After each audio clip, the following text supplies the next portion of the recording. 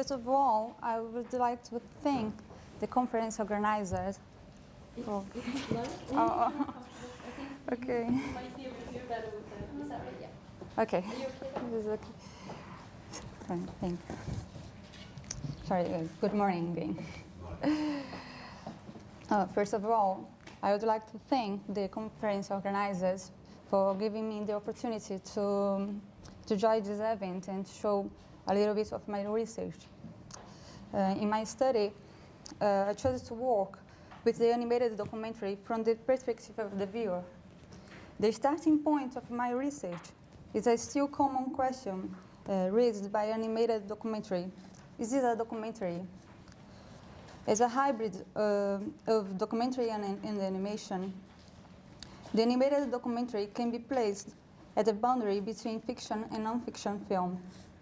This can make the viewer see the animated documentary as a fictional production.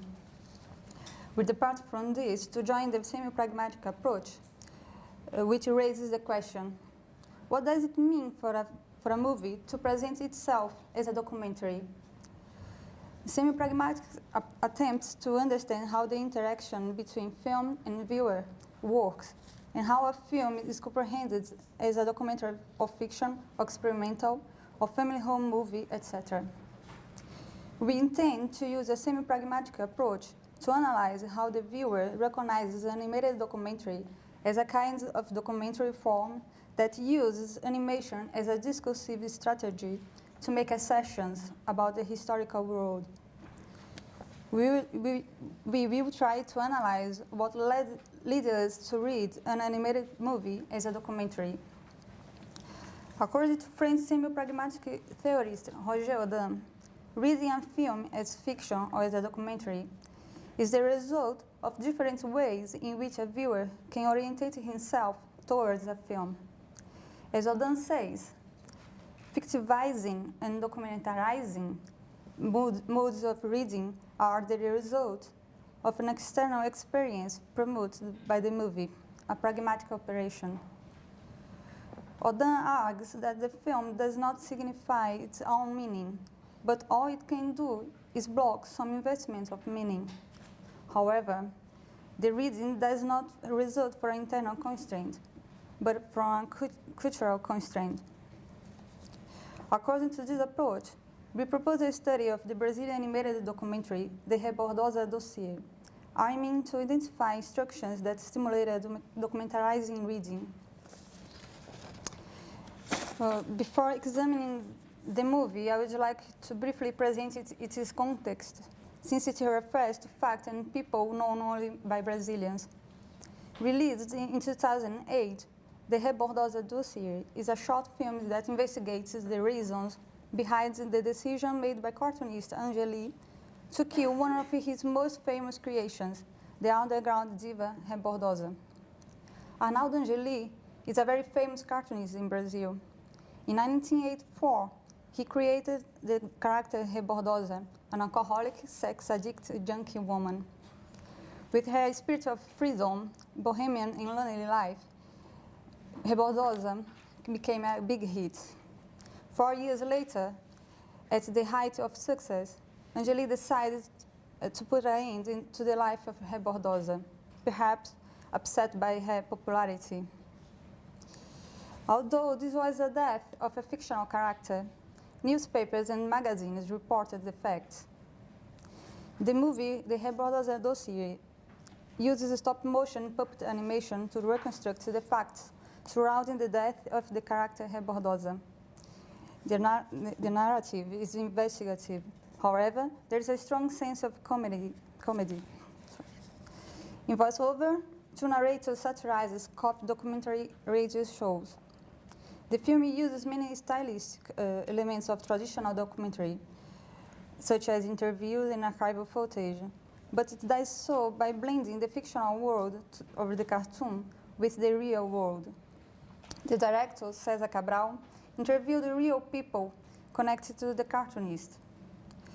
Then the audio of the interviews were edited and used with animated puppets that reproduce the gesture of each person.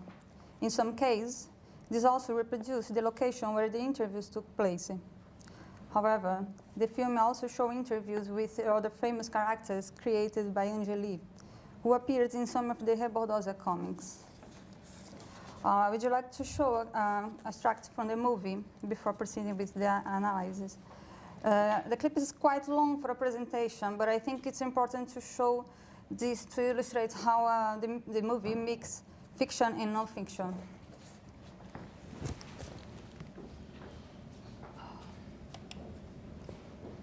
Would you like the lights now? Yeah, please. With the same cinematic treatment, the movie puts the memory of real people in the memory built by the comics into the same diegetic universe. As the film defines itself, it's a movie based on true events of the fictional work of Angeli. In addition, the comics world is mixed with the real world. By doing that, the film blurs the boundaries between fiction and non-fiction.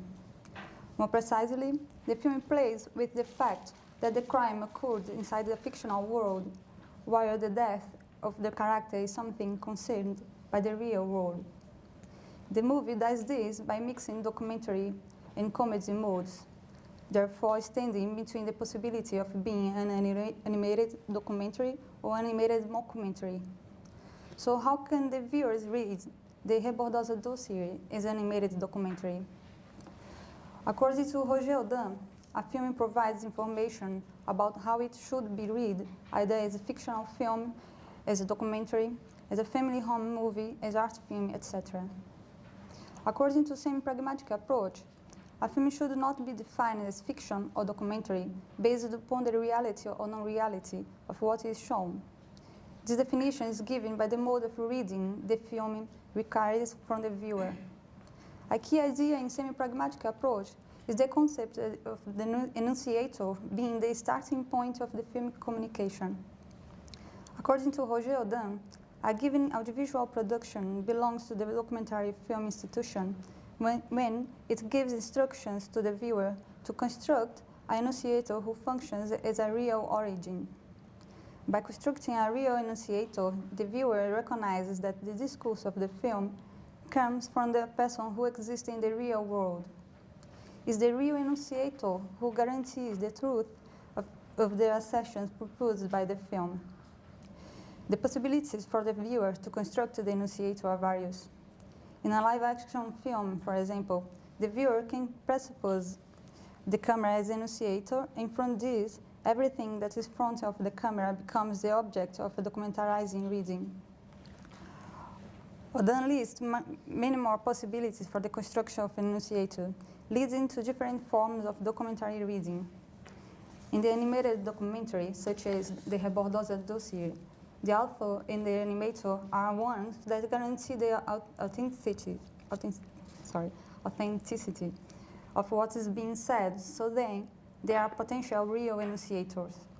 In addition to that, some of the people interviewed in the Bordosa Dossier, including the cartoonist Angeli, are well known in Brazil, and the viewer recognizes them.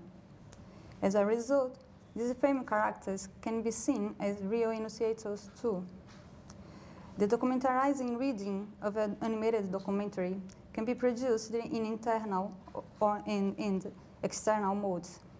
On the internal mode, opening and closing credits may produce it, for example, with the absence of names of actors.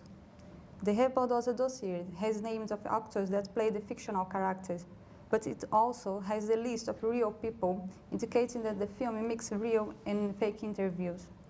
Moreover, an animated documentary usually has a credit based on true story, which gives authenticity to the story narrated by the film. Besides that, the stylistic elements of the film also produces a documentarizing reading in internal mode. As we already said, some standard elements of documentary are used in the Bordosa Dossier, as interviews and voiceover narration. At the beginning of the first speech of each character, there is a credit with the name and information about the interviewee, which is common in many television documentaries. However, the movie also uses flashbacks, make a parody of the universe constructed by Angeli. Fiction and non-fiction films share several stylistic structures, and in accordance with Noel Carroll, we may not say that a film is fictional or non-fictional based on its manifest properties. Therefore, to say that a film is a documentary, you must consider its relational properties, something that is external to the film text. In his turn, Roger Audin also points out the importance of the institutions, especially the context, as a determining factor in the mode of production of meaning. As he says, nothing requires the public to follow the direction given to him by the film. Regarding the choice of the mode of meaning production, the film does not have as much weight as determinations of the context. Thus, the external determinations can be seen as essential to the production of the documentarizing reading. On the external level, it may be produced by the individual viewer or by institutions related to the film. The individual production concerns to the will of the viewer before the film, which makes it possible for any film to be read from a documentarizing reading. The institutional production of a documentarizing reading of an animated documentary, on the other hand, concerns to the production of a real enunciator from certain instructions given by the context in the institution constituting the film field. Something that is essential for a documentarizing reading by an animated documentary is its indexing as a documentary film. Here, you consider the concept of indexing proposed by Noel Carroll, according to which we usually view a film while knowing that it has been indexed either as a fiction or non-fiction. A film indexed as documentary leads the viewer to what Noel Carroll calls assertive posture, which means that the viewer identifies the discourse as an assertive text. In doing so, being classified as documentary, the animated documentary has the power to transform the imaginative posture potentially afforded by animation because of all its tradition in representation of imagination and fantasy, in an assertive posture. Thus, because it differs from the tradition of animation in documentary, animated documentary can make use of indexing to be seen by the viewer as a way to use animation to present arguments about actuality. Secondly, we may consider the importance of the context of exhibition of the animated documentary. Roger Audin proposed the existence of documentarizing places in the institution. A documentarizing institution can be, for example, a museum, a school or TV channel that produce and exhibit documentary films. A movie related to this institution will be viewed as a documentary. The Bordosa Dossier is an example of film in which the production of a documentarizing reading can be produced by a documentarizing place. This movie was released in a traditional festival of documentary film in Brazil, the festival called It's All True. When a film is shown at a festival of documentaries, and in the conference as well, it acquires the status of documentary, and the viewer is led to see it as a documentary. Like every film you've seen here in this conference, it will be seen as a documentary. We can say this is a way to index the film as a documentary. We consider that the animated documentary, being a hybrid production, can produce more than one type of reading. Because animation is traditionally associated with fictional production, we consider that if the film not strongly affirms the construction of a real enunciator, it might very well turn out that the fictionalizing reading will triumph over it. Likewise, because the animation allows the exploration of visual and sound elements, and because it is also related to other visual arts, like painting, sculpture, and photography, it is possible that many animated documentaries inspire the viewer to an aesthetic reading, another mode of reading set by Roger Audin, which means watching a movie, being interested in the work done with images and sounds. Finally, I would like to highlight the importance of events like this conference to the understanding of the animated documentary. This study and discussion about this kind of production has important implications for the way we look at this and for what we understand about its nature as a fiction or non-fiction film. As Paul Ward says, the only unchanging thing about documentary is that it is a form that makes assertions or truth claims about the real world or real people in that world. How it does this is something that is subject to change. In addition, we can say that the way documentary is comprehended is subject to change. And by extension, it works the same way with the animated documentary. In conclusion, we would like to say that the aesthetic devices used do not determine the mode of film reading and how the viewer can distinguish a documentary animation from a fiction film. It is precisely the kind of interaction established with the historical world that gives you the difference between the animated documentary and the fictional animation. That's all. Thank you.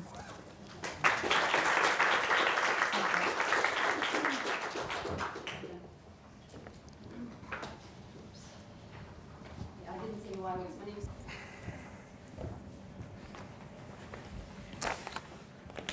Right, okay, so this is a paper called Drawing a Clear Line Between Fact and Fiction in the Animated Documentary. Rigid categories and aesthetics are difficult to defend. Where should we make a distinction between rock and rock and blues music, for instance, or melodrama and the Western? To speak of blurred boundaries between such categories seems perfectly sensible because of the range of qualitative properties shared in each pairing.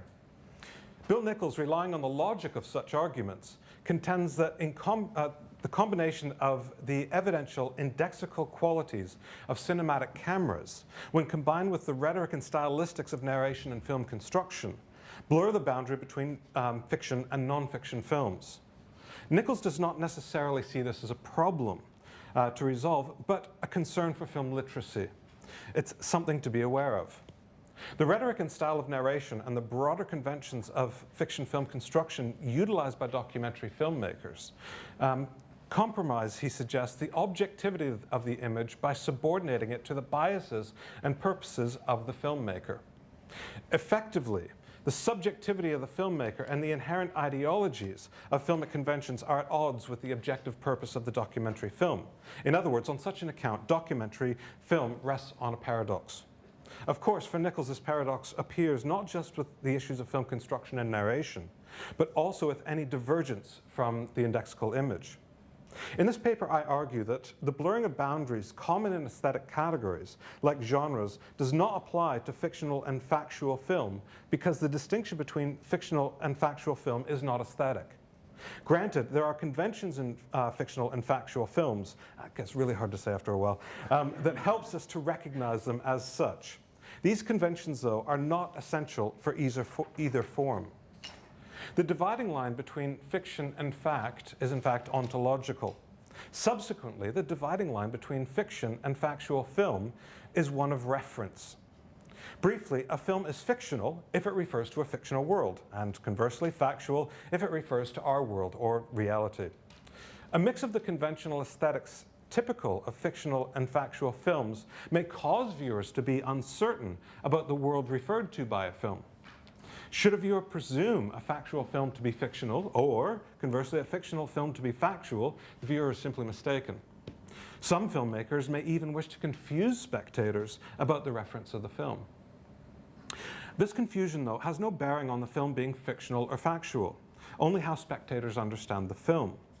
Analyzing the use of models and animations in the 1960 National Film Board of Canada documentary universe, I maintain that factual films are not defined by indexical representation, but by the filmmaker's obligation to express knowledge and beliefs about reality.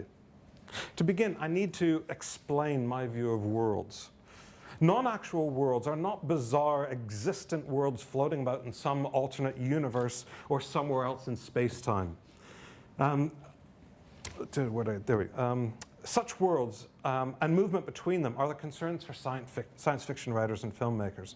Instead, in my 2006 essay, A Realist Account of Fiction, I argue for a definition of fiction based on philosopher Robert M. Adams' actualist possible worlds theory, coupled with a Meinongian understanding of objects.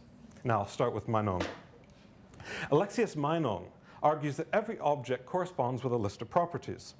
Existing objects need not be material. Ideas are abstract objects, as are ambitions, desires, emotions, and such like. They exist but have no material properties. Correspondingly, every list of properties corresponds with an object. If we examine any existing object, we see immediately that in its list of properties, no properties contradict. The list of objects in our world does not exhaust the list of objects, however. It exhausts only those that we have access to. Some objects lack the property existence, and some of those possess contradictory properties. Non-existent objects are not bound by non-contradiction. An object can, for instance, simultaneously possess and lack corners. While round squares certainly are impossible, they are nevertheless objects. An object being impossible simply means it cannot exist. Nevertheless, non-existent objects are objects to which we can communally refer because there exists a publicly available list of properties. Now, fictions are not just objects, but they're worlds. The statement Sherlock Holmes smokes a pipe is not true. Not because he smokes something else, but because Sherlock Holmes does not and cannot exist. The statement in the world of Sherlock Holmes smokes a pipe is true because the opening phrase, or the fictional prefix, identifies accurately where the statement is true. Although Adams does not discuss fiction in his actualist theory of possible worlds, his theory does, when combined with Meinong's theory of objects, enable one to be developed. Adams maintains that there is a plurality of completely deterministic possible worlds. Sorry, completely determinate possible worlds. Deterministic would be very different. By this he means that for every possible world W, this is a quote from him, so don't blame me for getting a little bit philosophical. For every possible world W and every pair of contradictory propositions, one member of the pair is true in W and the other member is false in W. In other words, possible worlds are, and he quotes, or he says, are logically constructed out of the furniture of the actual world. Thus, the difference between the actual and possible worlds is that in the actual world, all the members of the world's story, the set of all propositions that are true in it, are true, whereas the stories of all other possible worlds have false propositions among their members. Okay. By false, he simply means that they are not true here, okay? But they are true in some other possible world. These worlds are not hypothetical constructions, pace Nicholas Rescher. They are sets of propositions that map out the infinite possible collections of propositions. They are prior to the mind and independent of any mind. Interested only in possibility, Adams does not discuss worlds with necessarily false propositions. Being impossible, such worlds are of little interest to the philosophers exploring the nature of possibility. However, necessarily false propositions are not uncommon in our world. The statement Sherlock Holmes was born of his parents is necessarily false because neither Sherlock Holmes nor his parents exist. However, Holmes does exist in our world in a way, as an element of a collection of literary and filmic works.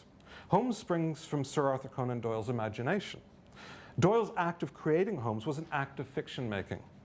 Holmes is an impossible object because he is a human born of non-existent parents and lacking matter. Any world that possesses Holmes as a flesh and blood creature is therefore necessarily impossible also, from our standpoint. But in creating the Holmes stories, Doyle did not build the world of Sherlock Holmes from the fictional ground up. He placed Sherlock Holmes and his exploits in a world containing innumerably true propositions about reality. The air, gravity, and emotions in the fiction seem familiar precisely because they are our air, our gravity, and our emotions. Fictional worlds are differentiated from our world through the act of fiction making in our world. Thus, we have three categories of world. There is, first of all, a world where all propositions are true. That is the actual world, or reality. There are an infinite number of worlds where some propositions are contingently false from our standpoint. These are possible worlds. They are not material objects, but sets of propositions, or as Adams calls them, world stories. Lastly, and this is where my theory departs from him, there are an infinite number of worlds where some propositions are necessarily false from our standpoint. These are impossible worlds. Worlds made impossible by the act of fiction making are therefore fictional worlds. Based on this analysis, there can be no blurring between actual and possible worlds on the one hand and impossible and fictional worlds on the other. Factual and fictional films differ necessarily then in their direct reference, not in their aesthetics. Fiction films refer to fictional worlds, factual films refer to the actual or possible worlds. Now, I include possible worlds in factual film because they embody the way the world could be or could have been and involve no fictive invention. I need to clarify first here what I mean by reference. Clearly, in one sense, all films, including fictional films, are about the actual world. 2001: A Space Odyssey does not depict a fictional journey through space for the sake of it. The film provides an allegory that prompts us to contemplate humanity as a biological, intelligent, social, and technological species in the universe. In contrast, the factual film universe refers to our solar system and the universe directly, as known at the time, to prompt some of the same questions. 2001 and universe have other significant relationships between them that prompt a comparison. 2001 conveys space with a high degree of representational accuracy. This accuracy had its foundations in universe. D.B. Jones notes that, and it's a quotation, NASA ordered at least 300 prints of the film Universe, which they used for training and for public information. I understand it was actually for training the astronauts before they went with the moon landings. Stanley Kubrick, when he started work on his 2001: A Space Odyssey, discussed the project with Colin Lowe and hired Wally Gentleman, the wizard who had achieved the optical effects for Universe, to do the same for Kubrick's film. And Kubrick used the voice of Douglas Rain, who spoke the commentary for Universe, as the voice of Hal, the computer. However, the accuracy Universe portrays, and which inspired Kubrick, was rooted in the use of models, animation, and voiceover, not in the indexical image. The use of models and animation serves two purposes in the film. First, they show approximations of locations that were impossible to photograph prior to 1960 and prior to manned spaceflight. These techniques therefore solve simply a technical problem. Second, and significantly, they point to the core reference of the film. The film does not simply show the universe. It represents scientific, philosophical, and historical ideas about the universe and our place within it. It represents man as a species capable of asking and answering complex questions. Now, hopefully I'll just get the lights down and hit the launch button. There we go. And volume. I had to show you the supernova. Okay. So although constructed for a realist aesthetic, animations and models are generally recognizable in the film for what they are.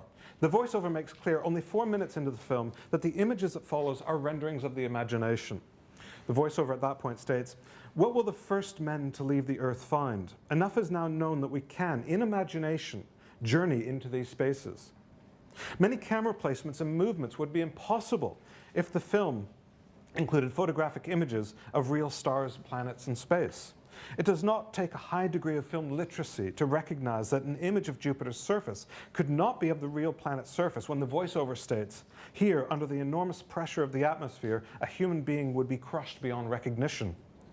Later in the film, the filmmakers provide an animated sequence that, with the previous clip, anticipates scientifically erroneous images in fiction film and television, namely the Stargate sequence from 2001, which hopefully you recognized at the beginning of that clip, and stars flashing past starships traveling at warp in every Star Trek series. Now let me just jump ahead to that clip, and 2150, and I'll show you that. Yeah, even here, Universe does not slip into anything resembling fiction by using images that we would recognize from fiction. The latter clip presents an imaginary journey to the end of the galaxy. Neither the animation nor the voiceover introduce anything fictional into the film because they provide no fictional invention. The film makes no claims about the travel or how it could be achieved. The phrase, "if we could," makes no assertion about anything actual, possible, or fictional. The voiceover and animation here function jointly as a rhetorical device to shift discussion from our galaxy to the broader universe.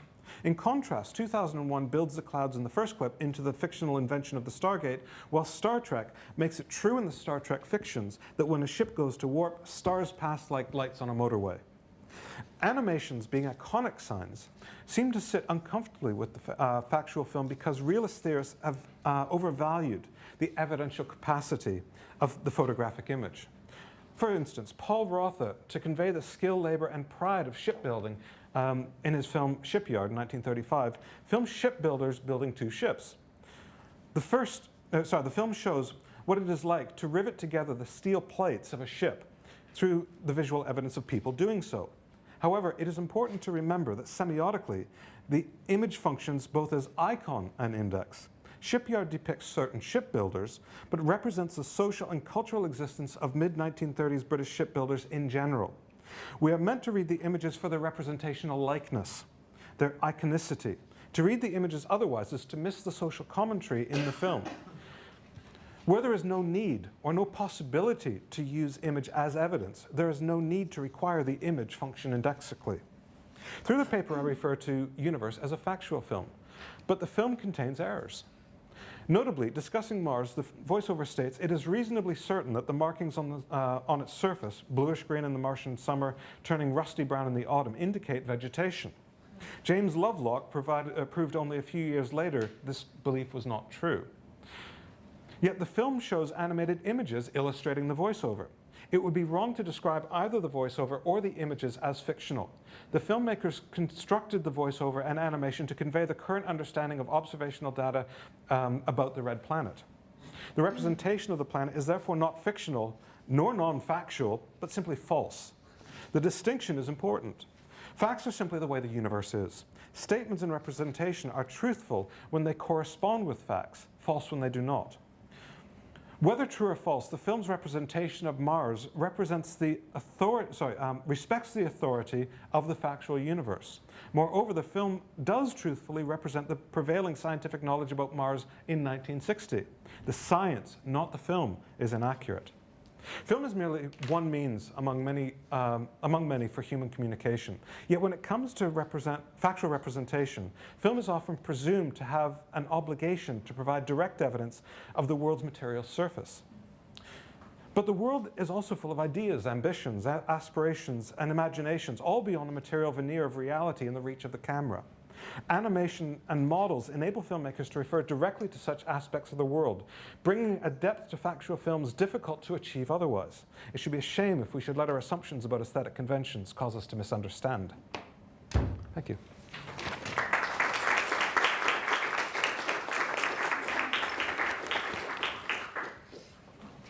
Thank you.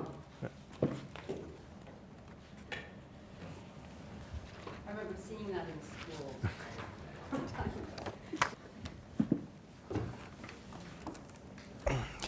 Good morning.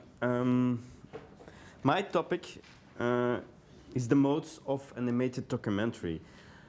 The diversity in films that are labeled with the term animated documentary is enormous. For instance, various techniques can be used, from elementary sketches as in 6 Weeks in June, over clay figures as in War Story or pixelation as in Gone with the Wind, to full CGI as in Walking with Dinosaurs. Some animated documentaries are rather serious, while others are quite funny. Some point to their artificial materiality, as in the work of William Kentridge. Others try to make it invisible. Some fake explicitly and openly a reality, as in the Order Electris. Others are unclear about their historical truth, as The Man with the Golden Eyes. Some are short films destined for an art installation or for viral online distribution. Others are feature-length films released in movie theaters like Waltz with Bashir. Some films are partly animated and use also archive material, live action scenes and so on. The animated documentary is thus a blurry and hybrid field with fuzzy edges, but the prototypical core consists of an animation technique in combination with some prototypical codes and conventions of the documentary. Instead of trying to give a componential definition, it is probably more productive to try to discern which are the various modes of animated documentary. I'll approach this question from the perspective of documentary theory. A few documentary scholars have proposed some kind of categorization. Think of Eric Barnow, Michael Renoff, Carl Plantinga, Bertrand Thompson, and others. But we don't have the time to go into all these categorizations. The most nuanced and the most comprehensive available categorization comes from Bill Nichols, one of the most prominent theorists of the documentary. Nichols identifies 6 modes of representation in documentary film and video that function something like subgenres of the documentary film genre itself. The poetic, the expository, the observational, the participatory, the reflexive, and the performative. Before I try to find out to what extent these categories can be useful for dealing with animated documentaries, I want to explain why I leave out the category of the reflexive mode.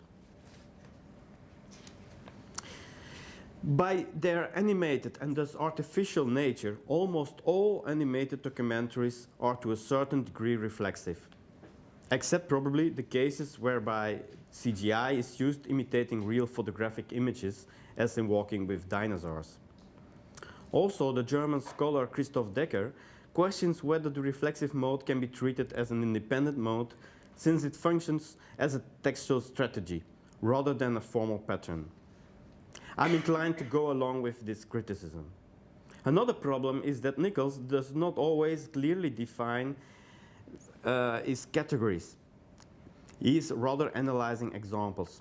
Furthermore, Nichols' categories have evolved in time. At first, early 90s, he saw only 4 categories, or he used a different name for a period when he spoke also about the interactive mode. It is important to stress that a particular film does not need to belong entirely to a specific mode, because a documentary can include elements of more than one mode, as Nichols explains. Open quote. The characteristics of a given mode function as a dominant in a given film. They give structure to the overall film, but they do not dictate or determine every aspect of its organization, end quote. I will try now to see to what extent 5 of Nichols' categories are applicable for animated documentaries. First, the poetic mode. For Nichols, poetic documentaries, open quote, draw on the historical world for their raw material, but transform this material in distinctive ways, end quote. The poetic mode sacrifices the conventions of continuity editing and the sense of a very specific location in time and place. The poetic mode explores associations and patterns and stresses mood, tone, and effect. Nichols refers for examples, to the various city symphonies, such as Francis Thompson's New York, New York from '57. An example of a city symphony in animation form is Brussels Winter by Jonas Wellens. Also, Ryan Larkin's short film Walking is also a poetic exploration by a variety of techniques of people walking. The film tries to catch and reproduce the motion of people afoot. As the National Film Board of Canada describes it, open quote, the springing gait of youth, the mincing step of a high-heeled female, the doddering amble of the elderly, all are registered with humor and individuality to the accompaniment of special sound, end quote. Of course, it remains difficult to know for the viewer to what extent each walking person in the film refers to a real person, or do they rather originate from the imagination of the filmmaker. The viewer can't know for sure, but he or she can evaluate a way of walking as quite plausible and thus realistic. Ryan's film Walking explores associations and patterns that involve temporal rhythms and spatial juxtapositions. By its formal characteristics, Walking stresses mood and tone and effect much more than it displays of knowledge or effects of persuasion. The second category that Bill Nichols proposes is the expository mode. It is quite evidently the most dominant mode in the history of documentaries. Nichols states, open quote, "This mode assembles fragments of the historical world into a more rhetorical or argumentative frame than the aesthetic or poetic one," end quote. Expository films adopt either a voice of God commentary, the speaker is heard but never seen, or utilize a voice of authority commentary, when the speaker is heard and also seen, usually an expert in the relevant field. Think of the German scientist Heinz Haber in Walt Disney's Our Friend the Atom from 1957. This mode relies heavily on an informing logic carried by the spoken word, and the images serve as a supporting role. Also, the editing maintains the continuity of the spoken argument or perspective. In contrast to Nichols, I would rather speak of the verbal argument, because in documentaries of the silent period, of course, no spoken word could be heard, but only read in the intertitles. Yeah, for instance, the intertitles in Max and Dave Fleisch's The Einstein Theory of Relativity of 23. The expository mode emphasizes the impression of objectivity and well-supported argument, as it facilitates generalizations and large-scale arguments. As this mode assembles a variety of material, also like footage, interviews, stills, archive. Also, animated material is often used to support the argument. Animation is foremost used when cameras can't register the object. Think of animations can show the inner structure of an atom, as in the Einstein Theory of Relativity, or show what happened when cameras were not present, as in the case of the sinking of Lusitania, when Sir McKay made a nice film about it. Animation is also often used to guarantee some privacy for people testifying, as in The Trouble with Love and Sex, recent BBC documentary. Of course, such artificial techniques used do more than just illustrate. They deliver also a comment. We need especially more reception studies to explain the effects of such animated documentaries.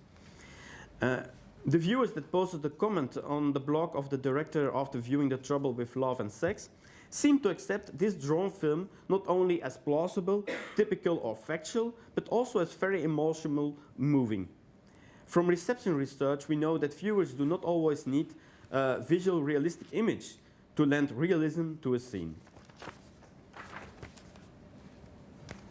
The third mode, the observational. The observational mode, says Nichols, simply observes what happens in front of the camera with overt intervention. Without intervention. Also known as direct cinema or cinema verité, a typical example is Frederick Wiseman Hospital. In the narrow sense, this observational mode is ipso facto impossible for animation, since animation always implies some sort of intervention. Nevertheless, an animated documentary may invite by its formal characteristics the viewer to adopt a similar stance. Of course, it can only be a pseudo-observational mode, since it can be never identical like in direct cinema. I don't know any prominent examples in animation, maybe you. Though if we eliminate the voiceover and extra diegetic music from Walking with Dinosaurs, it could count as a pseudo-observational film. In the participator mode, the fourth, the documentary maker and the crew interacts openly with the subject. The participator mode shows us what it is like for the filmmaker in a given situation and how that situation alters as a result. Also, this mode is on the one hand rather impossible in animation, but a pseudo-participatory mode is on the other hand quite possible, I think. Especially in the medium of machinima, which uses real-time 3D graphic engines to create animated films. This technique makes it possible for an avatar to explore the imaginary space of a game with the appropriated discourses of a participatory documentary. An example is Douglas Gayton's Molotov's Alva and his search for the creator. It tells the story of a man's passage from his real analog life in Petaluma, California, into his new digital existence inside Lyndon Lab's virtual world, Second Life. It pretends to be a video diary in the online world. But the viewer does not know to which extent the encounters are spontaneous, or rather scripted and set in scene. Anyhow, it presents itself as a participatory documentary. A more honest and interesting example for me is Jim Monroe's My Trip to Liberty City in Grand Theft Auto 3. Monroe uses an avatar of the game to explore the fictive world of Liberty City. Instead of taking the usual or given role of a criminal and completing the given criminal mission, Monroe chooses instead not to take a car and drive, but to explore the city walking. Monroe explains his choices, open quote, "I never feel like getting into a car is the best way to see a city. The best way is to walk around and to get to know it. For instance, here I found this little nook in an alley, and sure enough, there's a stairwell there that leads up to this beautiful rooftop, something I never would have found in a car," end quote. So Monroe uses the game in a way that wasn't explicitly intended by the game. The fifth and last mode I will present is the performative mode. For Nichols, the performative mode raises questions about what knowledge is. And it, open quote, sets out to demonstrate how embodied knowledge provides entry into an understanding of the more general processes at work in society, end quote. Performative documentaries primarily address the viewer emotionally and expressively by their subjective account of reality. An example of a performative animated documentary is Tim Webb's A is for Autism, whereby people with autism tell their own story in visual and sound. Every design in the film originated from a drawing made by the autistic contributor. The testimonials came from those who were able to recount their thoughts and feelings. Moreover, the piano and the flute music on the soundtrack was recorded by two autistic performers, and the pianist also composed some of the piano music. Also, Jonas Odell's Never Like the First Time seems to be quite performative, because each testimonial about the first sexual encounter is rendered in a completely different style. The four contrasting stories are thus amplified by their quite explicit animated style. A last example I want to give of the performative style is Waltz with Bashir, a film that will be debated in other panels, in other sessions too. Harry Folman explained in an interview why he chose animation for his account of the war in Lebanon. Open quote, "If you look at all the elements in the film, memory, lost memory, dreams, the subconsciousness, hallucinations, drugs, youth, lost youth, the only way to combine all those things in one storyline was drawing and animation," end quote. A crucial theme of Waltz with Bashir are indeed the subjective aspects in the account of the reality of a war. Some scenes are quite fantastic, as the giant naked woman swimming. Sometimes the decor changes suddenly. A taxi drive in the present time is mixed with images of the war in the past. An interesting change of perspective we find also in the airport scene. Everything seems at first normal in the airport of Beirut. The planes seem ready to take off, but it's the subjective, distorted view of the character of Folman himself that is presented in the visuals. From the moment the character realizes what is really going on, the visuals show also the destruction in and around the airport. As Nichols claims, performative documentaries embody a paradox. These films stress their own tone and expressive qualities while also retaining a referential claim to the historical. The indexical bond is subordinated but not abandoned. While the tanks and the uniforms of the soldiers may look quite realistic, not all the voices we hear are in fact the original voices, nor the authentic background sounds. While the dialects in the films are located in a car, in a house or a bar, all the dialogues were in reality taped in a sound studio. because, according to Folman, previous experiences with animated documentaries showed that spectators were not tolerant to location sound in animation. Moreover, 2 out of 9 characters were played by actors, because some of his friends got cold feet and didn't feel like to discuss their war experiences. While the script was written on the basis of more than 100 testimonials, the film claims it to be the memories of Folman and his friends, which is not completely true. While the subject may be quite reflexive, it isn't reflexive to the practices of the filmmaking itself. There are also films that mix various modes. A well-known example is Chris Landred's Ryan, that uses characteristics of at least 3 modes: expository, participatory, and performative. It's a short film about another animator, Ryan Larkin. The film shows the interaction between both. It's not a neutral biography, but a real interaction, whereby the personal history of the director, Landred, namely the alcoholism of his mother, pushes him to question Larkin's alcohol use and abuse. Wrapping this up, even it's impossible to give a lasting definition of an animated documentary, it seems for me that trying to describe various categories, like the modes of Bill Nichols, can help us in understanding a little better the basic formal strategies of various animated documentaries. And let's not forget that every mode can be used for mocking purposes, as in the case of the order Electris.